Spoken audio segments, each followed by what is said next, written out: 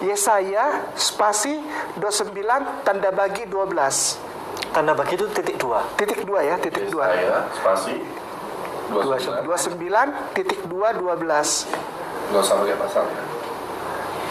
Ya. Nah, Boleh baca dulu. berarti itu nubuatan untuk Nabi Muhammad. Ya, mari kita baca. Oke. Itu 600 tahun sebelum Rasulullah lahir. Baca. Sebentar, Ustaz. Izin. Nanti mikrofonnya bisa dipindah ke mana-mana, Ustaz. Masya Allah. Silakan baca. Silakan dibaca. Yesaya 29:12. Dan apabila kitab itu diberikan kepada seorang yang tidak dapat membaca dengan mengatakan, baiklah, baca ini, maka ia akan menjawab, aku tidak dapat membaca. Ma'ana biqari. Ya, shalom, salam damai sejahtera bagi kita semuanya. Kembali berjumpa dengan saya, Pastor Daud Timotius Tampobolon, tentunya di channel God Ministry, channel kesayangan kita bersama.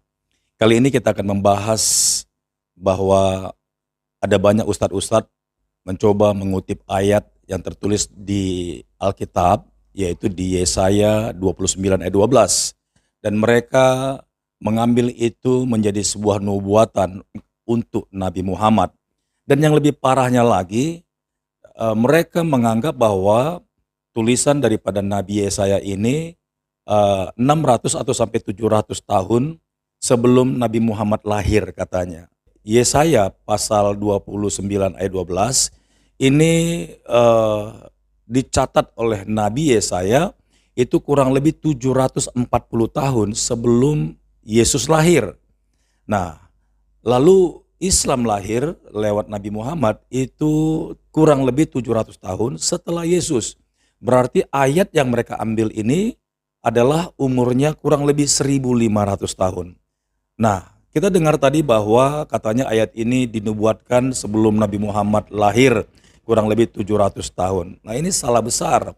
Ini pencatutan ayat dan mengambil untuk mereka. Dan jelas-jelas ini adalah penyesatan. Nah, saya berharap jikalau umat Islam menyaksikan ini, jangan mau tertipu dengan ustadz-ustadz karbitan yang nggak jelas.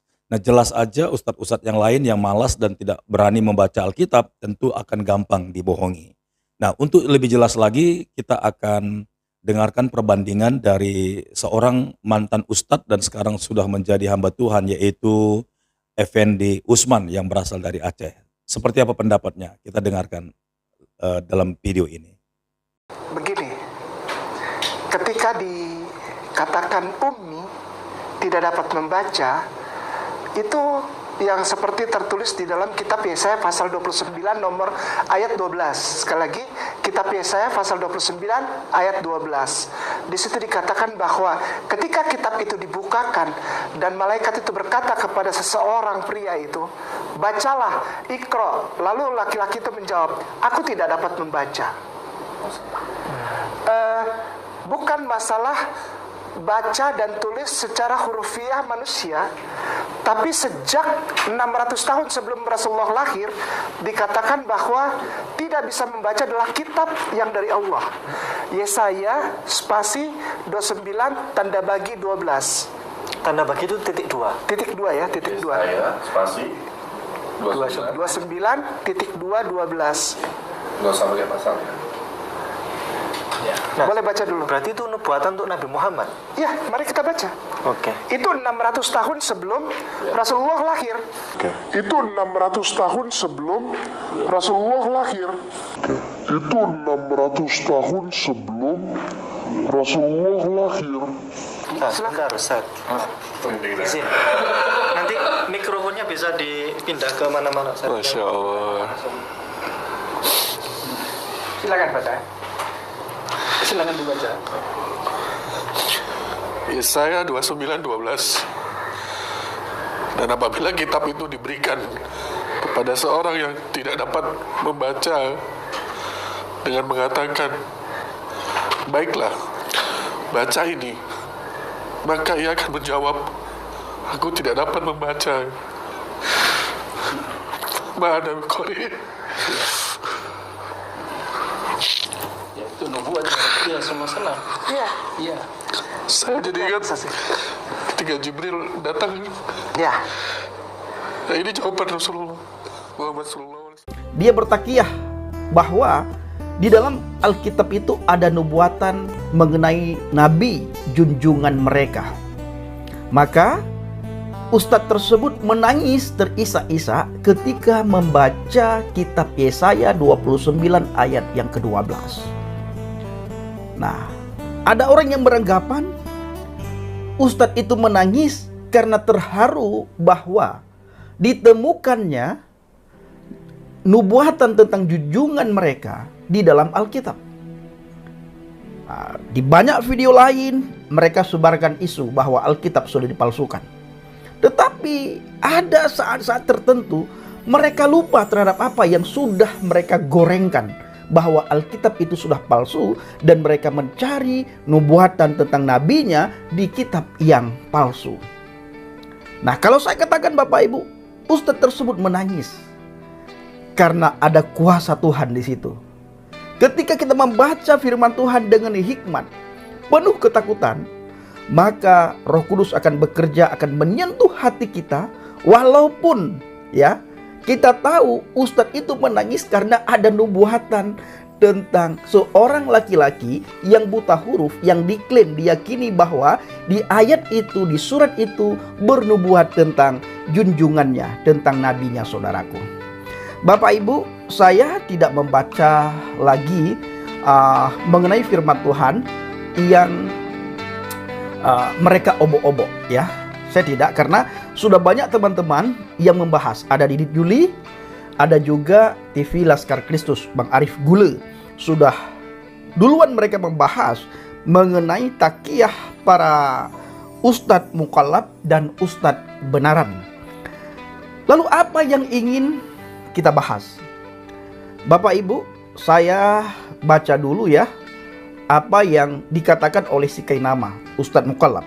Apakah Nabi Muhammad buta huruf? Ini timbul pertanyaan dari teman-teman yang berkumpul di situ. Si mukallaf itu menjawab, ketika dikatakan kata Ustadz Mukallaf, tidak dapat membaca itu yang seperti tertulis dalam kitab Yesaya 29 nomor ayat 12. Sekali lagi, kitab Yesaya pasal 29 ayat 12. Di situ dikatakan bahwa ketika kitab itu dibukakan dan malaikat itu berkata kepada seseorang pria, itu bacalah, Iqra. Lalu laki-laki itu menjawab, aku tidak dapat membaca. Kata si Ustadz Mukallaf, bukan masalah baca dan tulis secara hurufiah manusia, tapi sejak 600 tahun sebelum Rasulullah lahir dikatakan bahwa tidak bisa membaca adalah kitab yang dari Allah. Yesaya 29 tanda bagi 12. Mereka katakan itu nubuatan tentang Muhammad. Sambil santai mereka mengatakan, Masya Allah, Masya Allah. Lalu seorang ustadz membaca sambil menangis terisak-isak. Bagaimana penyesat itu Bapak Ibu berkeliaran di sekitar kita.